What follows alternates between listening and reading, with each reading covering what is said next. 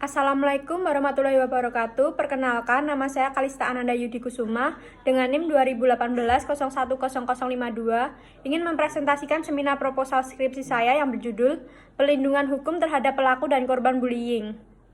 Yang terhormat kepada dosen pembimbing saya yang pertama, Dr. Hanuring Ayu APSHMH, dan dosen pembimbing kedua saya, Bapak Wahyu Beni SHMH. Yang pertama ada latar belakang, yaitu perundungan atau cacian atau juga lebih dikenal dengan nama bullying merupakan salah satu kasus yang sudah tidak asing lagi di Indonesia, bahkan mungkin di negara lain. Pihak yang terlibat biasanya merupakan anak sekolah. Saat ini praktik bullying atau perundungan masih banyak terjadi di sekolah tingkat dasar, tingkat atas, bahkan tidak menutup kemungkinan praktik bullying juga masih dilakukan di kalangan mahasiswa atau universitas. Meskipun dalam jumlah yang relatif kecil, beberapa dari pelaku dan korban berasal dari orang yang menempuh pendidikan, sehingga dipastikan pelaku ini mendapat pendidikan yang cukup untuk dapat mengenalkan bahwa bullying merupakan suatu hal yang dapat berakibat adanya korban. Tentu, hal ini menjadi pernyataan besar bagi semua kalangan pelaku anak maupun orang dewasa yang diberikan pendidikan informal melalui kedua orang tuanya, maupun menempuh pendidikan formal. Dampak dari bullying yang mengkhawatirkan adalah menyebabkan seseorang mempunyai rasa ingin bunuh diri. Tidak dapat dipungkiri bahwa korban bullying biasanya memiliki rasa ingin mengakhiri hidupnya. Ataupun menjadi korban bullying secara fisik biasanya dapat dikenali dengan adanya bekas kekerasan seperti luka dan lebam. Tidak hanya bullying secara fisik, ada juga bullying verbal.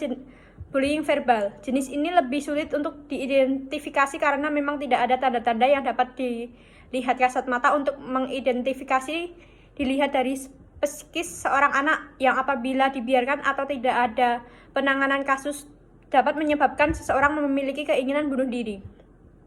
Seperti yang dilansir oleh cnnindonesia.com yang memberitakan bahwa viral seorang ABG atau remaja di Alkit Solo yang sedang membuli temannya. Salah satu dari 8 pelaku memvideo temannya yang sedang membuli satu korbannya. Yang selanjutnya adalah rumusan masalah. Yang pertama, bagaimana perlindungan hukum terhadap pelaku dan korban tindak pidana bullying menurut Undang-Undang Perlindungan Anak. Dan yang kedua ada bagaimana formulasi hukum pidana yang seharusnya dalam menanggulangi tindak pidana bullying. Yang selanjutnya ada tujuan penelitian. Yang pertama, untuk mengetahui perlindungan hukum terhadap pelaku dan tindak pidana bullying menurut Undang-Undang Perlindungan Anak. Dan yang kedua, untuk mengetahui formulasi hukum pidana yang seharusnya dalam menanggulangi tindak pidana bullying. Selanjutnya ada manfaat penelitian. Yang pertama adalah ada manfaat teoritis, yaitu diharapkan hasil penelitian ini dapat memberikan kegunaan untuk mengembangkan ilmu hukum terutama dalam bidang hukum pidana. Dan diharapkan hasil penelitian ini mampu memberikan gambaran yang lebih nyata mengenai perlindungan hukum bagi korban maupun perlindungan bullying di Indonesia. Yang selanjutnya adalah manfaat praktis. Penelitian ini diharapkan dapat memberikan kesadaran terhadap masyarakat bahwa sebenarnya tindak pidana bullying merupakan suatu hal yang tidak dibenarkan dan dapat memberikan pengaruh negatif bagi korban. Yang selanjutnya ada landasan teori. Yang pertama, teori penegakan hukum. Penegakan hukum adalah proses dilakukan upaya untuk tegaknya atau fungsinya norma-norma hukum secara nyata sebagai pedoman perilaku dalam lalu lintas atau hubungan hukum dalam kehidupan bermasyarakat dan bernegara. Yang kedua, ada kebijakan hukum pidana. Kebijakan kriminal dalam arti luas lazim disebut dengan kebijakan hukum pidana dalam kurung criminal law policy, yang terkadang juga disebut pembaharuan hukum pidana atau politik hukum pidana. Akan tetapi, istilah ini lebih luas dari istilah pertama karena mencakup juga kebijakan perundang-undangan dalam kurung legislasi maupun kebijakan penegakan hukum. Yang ketiga ada perlindungan hukum. Perlindungan anak adalah segala kegiatan untuk menjamin dan melindungi anak dan hak-haknya agar dapat hidup, tumbuh, dan berkembang secara optimal sesuai dengan harkat dan martabat kemanusiaan, serta mendapat perlindungan dari kekerasan dan diskriminasi. Dalam kurung pasal 1 angka 2 Undang-Undang Nomor 23 Tahun 2002 tentang Perlindungan Anak.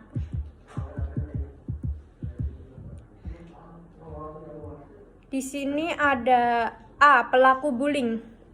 Bullies dalam kurung pelaku bullying atau murid yang secara fisik atau emosional melukai murid lain secara berulang-ulang. Remaja yang diidentifikasi sebagai pelaku bullying sering memperlihatkan fungsi psikososial yang lebih buruk daripada korban bullying.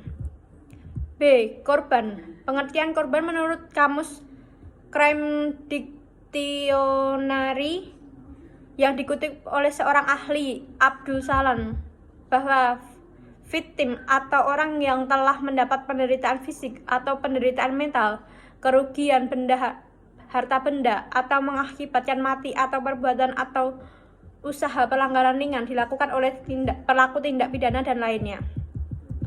Yang selanjutnya adalah metode penelitian. Di dalamnya ada jenis penelitian. Jenis penelitian hukum yang digunakan dalam skripsi ini adalah penelitian hukum normatif. Menggunakan jenis penelitian hukum normatif dikarenakan penelitian ini menggunakan peraturan perundang-undangan dan data sekunder sebagai rujukan penelitian terkait dengan perundangan yang hakikatnya dimiliki oleh orang-orang. Terutama yang menjadi fokus di sini adalah terhadap pelaku maupun korban dan tindak pidana bullying di Surakarta, yang mana akan menjelaskan secara meluas. Hal ini selaras dengan pengertian penelitian hukum normatif yang dikemukakan oleh Suratman tahun 2013, yang mana penelitian hukum normatif merupakan nama lain dari penelitian hukum doktriner. Juga disebut sebagai penelitian perpustakaan atau studi dokumen. Disebut penelitian hukum doktriner karena penelitian ini dilakukan atau ditunjukkan hanya pada peraturan-peraturan yang tertulis atau bahan-bahan hukum yang lain.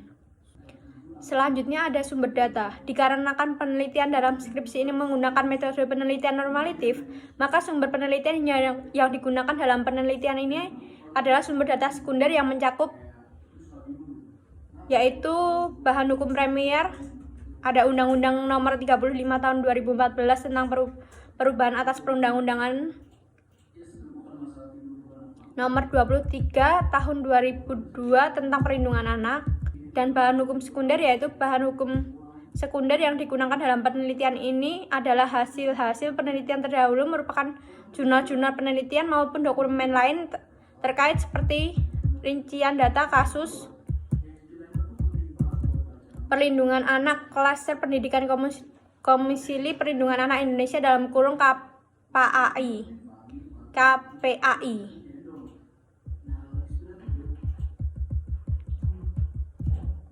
Selanjutnya ada teknik pengambilan data, yang di dalamnya ada teknik pengambilan data yang digunakan dalam penulisan skripsi ini adalah jenis penelitian kualitatif, maka data yang diperoleh haruslah mendalam, jelas, dan spesifik. Sugiono, 2009, halaman 225, menjelaskan bahwa pengambilan data dapat diperoleh dari hasil observasi, wawancara, dokumentasi, dan gabungan atau triangulasi. Pada penelitian ini, penelitian menggunakan teknik pengambilan data dengan cara studi keperpustakaan. Yang selanjutnya ada validasi data. Validasi data adalah penelitian ini adalah untuk menentukan ketepatan antara data di lapangan dengan data yang diberikan oleh penulis. Teknik yang digunakan dalam menguji validasi data dalam penelitian ini adalah menggunakan teknik triangulasi. Selanjutnya ada analis data. Analis data adalah mengorganisasikan dan menguatkan data ke dalam pola, kategori, satuan uraian dasar sehingga dapat ditentukan tema dan dapat dirumuskan hipotesis seperti yang disarankan oleh data. Yang selanjutnya ada jadwal penelitian saya, yaitu dari bulan Oktober sampai bulan Desember. Yang di dalamnya ada menyusun proposal selama 1 minggu, perizinan selama 1 minggu, mengumpulkan data selama 2 minggu, analisa data selama 4 minggu, pembuatan laporan selama 4 minggu. Jadi jumlahnya ada 12 minggu. Selanjutnya ada sistematika skripsi saya yang tidak selanjutnya ada sistematika skripsi saya. Bab 1 ada pendahuluan, bab 2 ada tinjauan pustaka, bab 3 ada metode penelitian, bab 4 ada hasil penelitian dan pembahasan, bab 5 penutup. Sekian presentasi dari saya. Apabila ada tutur kata yang salah mohon dimaafkan. Terima kasih. Wassalamualaikum warahmatullahi wabarakatuh.